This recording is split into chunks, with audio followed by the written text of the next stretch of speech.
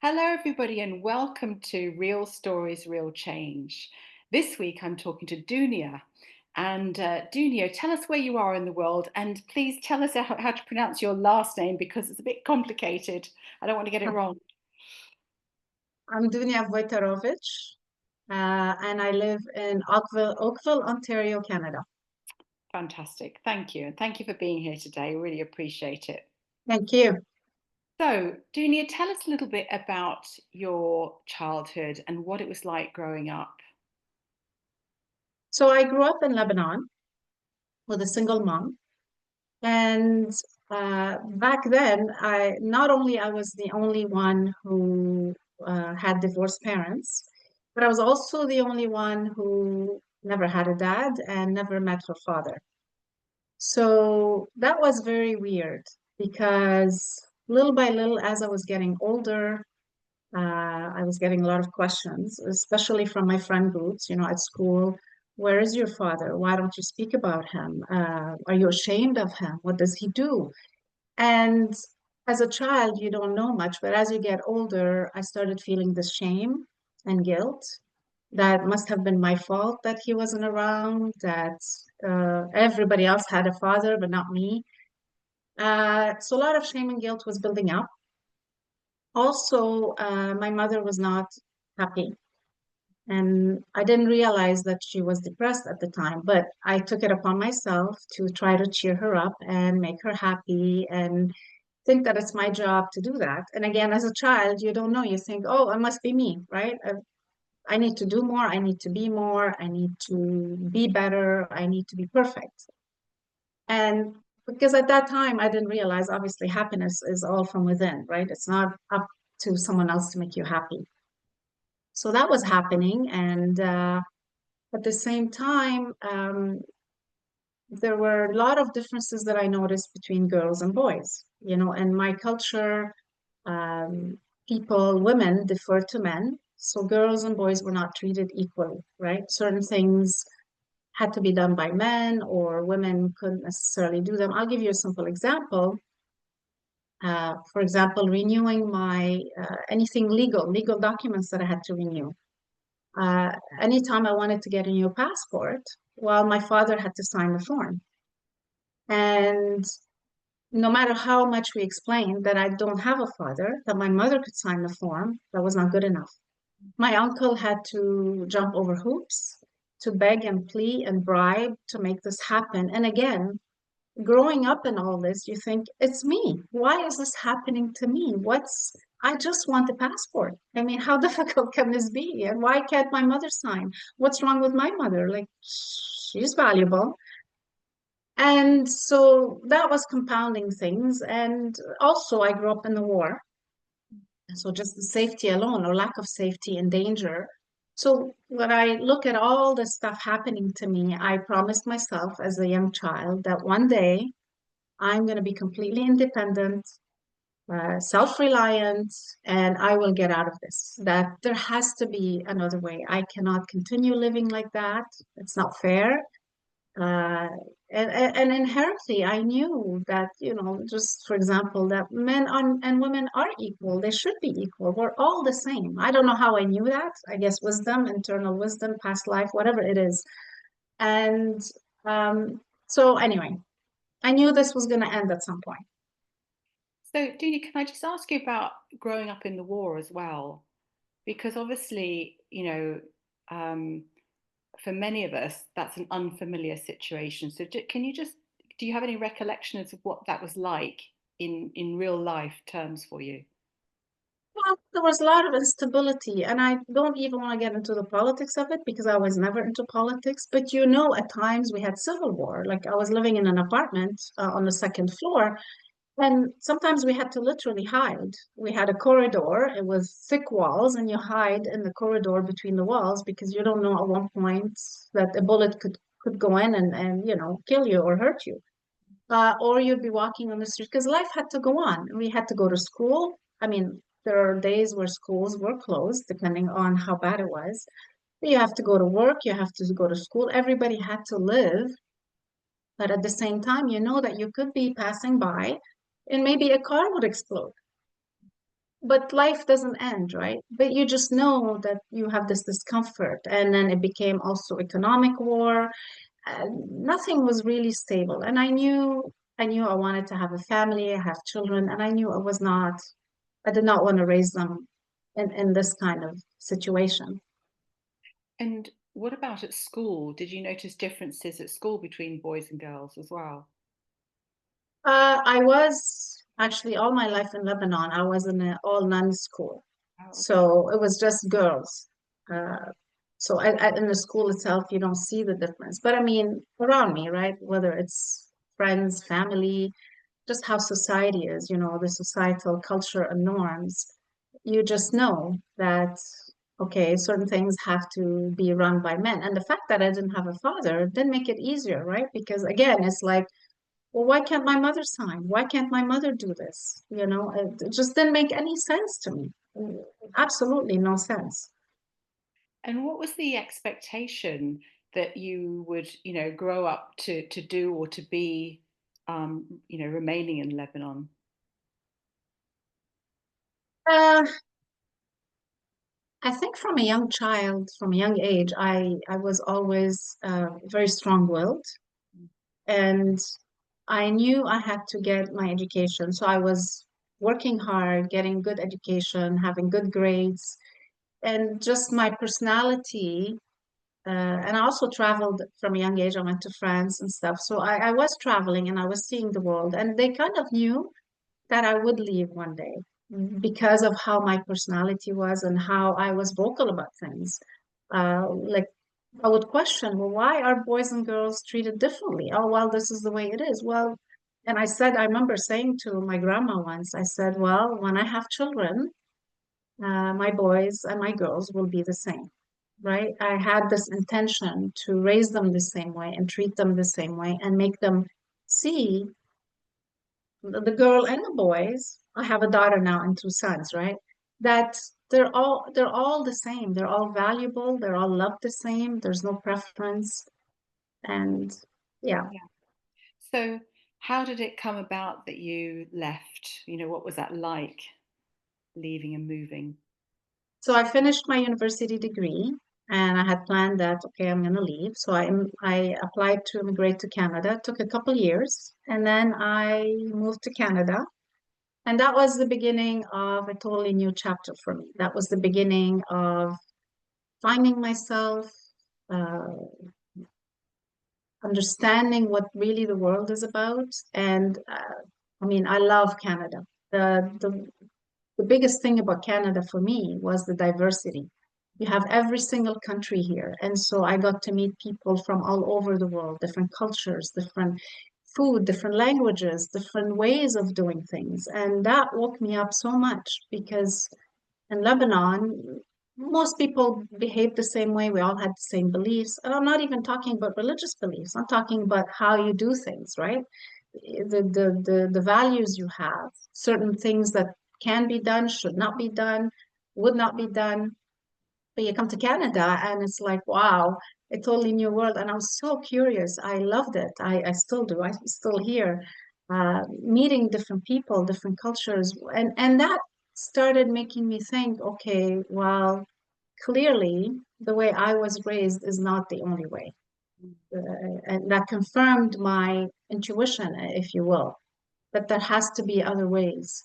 And so I had this constant battle because times I caught myself judging people, judging certain situations. And I would say, well, okay, hold on a second, right? It's this constant internal dialogue where, well, yeah, but from their perspective, that's the right way to behave. That's the right way to do things because that's how they were raised, or that's their religion, or that's their belief. And who am I to judge, right?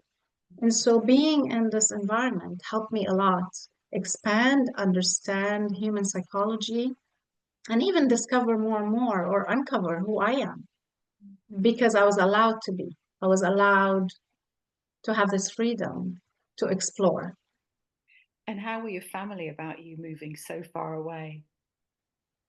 Uh, I mean, I visited at one point initially, and I mean, we stayed in touch, and I understood that they understood that that was better for me, right? And on top of that, I mean, a lot of Lebanese people were leaving Lebanon because of the country, the situation and the war. A lot of people immigrated or visited lots of places. So it was not completely foreign. However, it might have been a little bit more foreign to me, considering I'm an only child too. So I left my mother, I left my grandma and stuff, and I just had to. And they knew that. They knew I had to do that. Yeah. Yeah. So you settled in Canada, and how did life kind of progress then? What happened to you? So life was progressing. I was living. I learned the Canadian way of living, working, and then my challenges were becoming, I shouldn't say challenges because that's part of the process, but the biggest difficulties I encountered when I had children. And I'll explain what I mean by that. So coming from Lebanon, married to a Canadian Polish man, and living in Canada. And so you have children. I had a daughter first and then two boys. And all this is going in my head. How do I raise them? Right.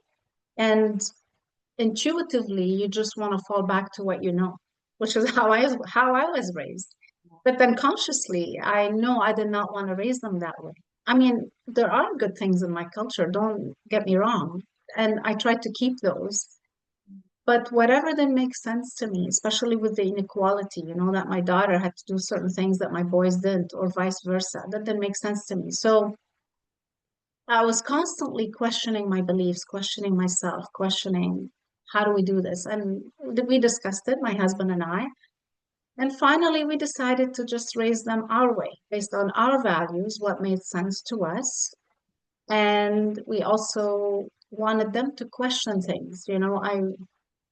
I didn't want them to just accept the status quo because we are not perfect as parents either. I mean, I'm still, even though I have young adults now, I'm still learning and growing and trying to be a better mom, especially when you're the role model. They're watching you, they're copying you, they're gonna take a lot of beliefs and behaviors from you. So there was this constant back and forth. Do I do it this way? Do I do it that way? What does make sense? And we try to be open with them too, as I mean, they know my story now. And as they were getting older and understood where I was coming from, I would discuss this things with them. Or if I did something or said something that didn't make sense that they questioned, I would explain why I reacted in a certain way. It's this constant learning and growth that I think I'll continue doing until I die, really. Yeah. So I know now that you are feeling called to work with women who have been in similar situations. So just tell us a little bit about the work that you're doing and how that arose, really. It, I mean, it started about 7 years ago. I help women now find themselves who are really trapped, mostly women with similar cultures, right? Not necessarily just Lebanese, who are trapped in these cultural societal norms where they cannot be or express themselves or really discover and know who they are because you should behave in a certain way, or you can't do this, or you should be doing this. And so it started with some friends, people that I would meet at work or friends. And I think the fact that they know my story and where I come from and how I was able to navigate it. And again, I'm not special. I think I know every woman is strong and resilient and powerful and beautiful. She just doesn't know it. A lot of times we don't know how powerful we are and how much we can change our life because we think initially, depending on what we believe, we think, well, we shouldn't rock the boat. This is the way it is. This is my culture. This is my destiny, whatever it is. And so working with them now makes me very happy because I'm not even doing the work. They are doing the work. I'm just being, if you will, a mirror, showing them how strong they are, how capable they are, maybe guiding them if they have questions, but they know what to do. It's just getting this courage to to say, okay, I'm going to do it now because I realize that I am matter, I'm worthy, I need to live my life the way I see fit for me. Yeah, and I know I've heard you speak about um, women having feelings of shame and guilt at perhaps leaving that behind and loosening the ties of their cultural or societal norms that they've grown up with.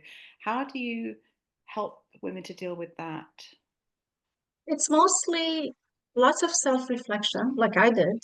When I was feeling ashamed because I didn't have a father when I was a child, and I had to do the work as an adult, mostly here in Canada, you start questioning yourself. Well, I mean, what am I ashamed of?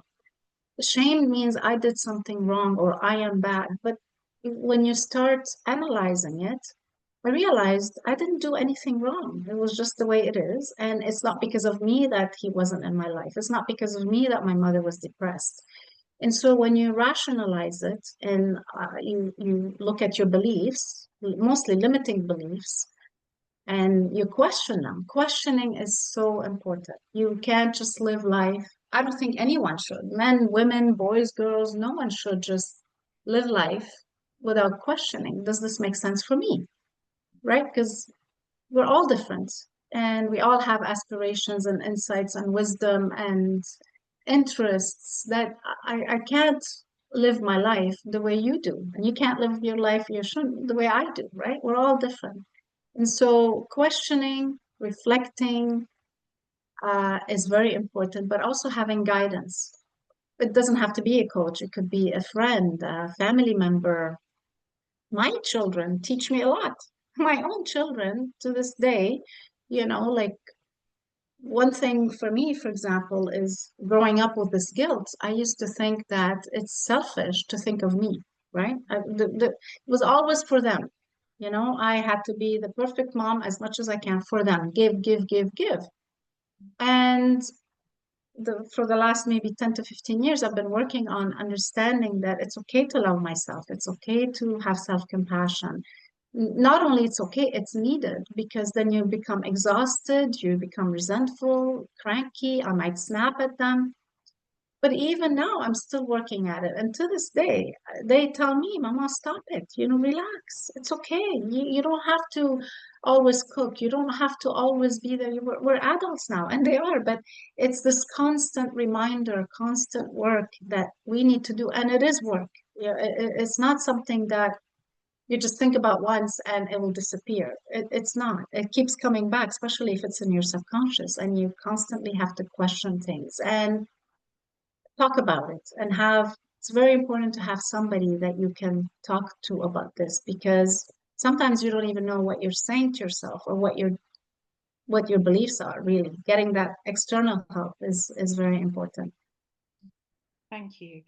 And I'm sure there are women listening to this who, even if they didn't grow up in another country and different culture, they're still being able to identify with some of those feelings of that shame and that guilt, and you have to put everybody else first. So, as you reflect on your journey, is there some wisdom that you would like to share, or a quote, or something that you would like to leave for anybody listening to this who perhaps feels they can identify with that situation? I would say the most important thing is loving yourself and having self-compassion, which I didn't know, right? I figured this out because that's the foundation. If we don't love ourselves enough and understand how worthy we are, we won't do anything. We will not try to grow, to learn, to even take action, because we might think, well, we're not deserving, we're not worthy. Nothing will move unless you know that you are worthy and love yourself. And that's so important. And again, it's not selfish. I know a lot of us grew up thinking, whether it's um, the religious factor or cultural or societal or innately, because we're moms, we tend to give more. It's not selfish at all, at all, at all to think of me and love me, and you need to love yourself. That's the foundation. Second thing I would say is the environment. Uh, if I did not leave Lebanon, I would not be the same person. Now, I'm not saying we need to move countries, but environment could be something as simple as just changing jobs. You're not happy in your job, find something else. Relationships, friends, uh, changing neighborhoods. We're not stuck in life. We just need to question things, figure out what our values are, if however we're living is meeting and matching these values, and just take action and know and trust that things will work out. So changing the environment is very important because otherwise we will not see it, right? Will have people around us, the neighborhood, the society, showing us what we already know. And if we want to get out of it, that's not going to be helpful. So love yourself and know your self-worth. Yes.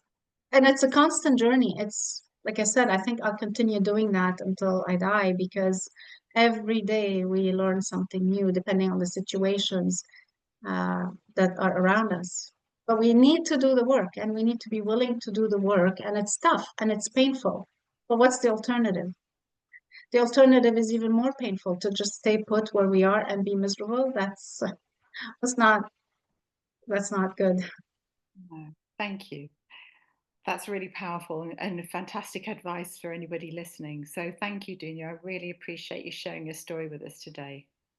Thank you very much, Kimberly, for allowing me to share that. And it just makes me so happy to just know that if I can help anyone or just make women realize how powerful and beautiful they are, I want to leave it with that because we are powerful, resilient, beautiful, and we just need to see it. The moment we see that and we believe in it, we can move mountains, but we have to believe in ourselves. Thank you. Thank you.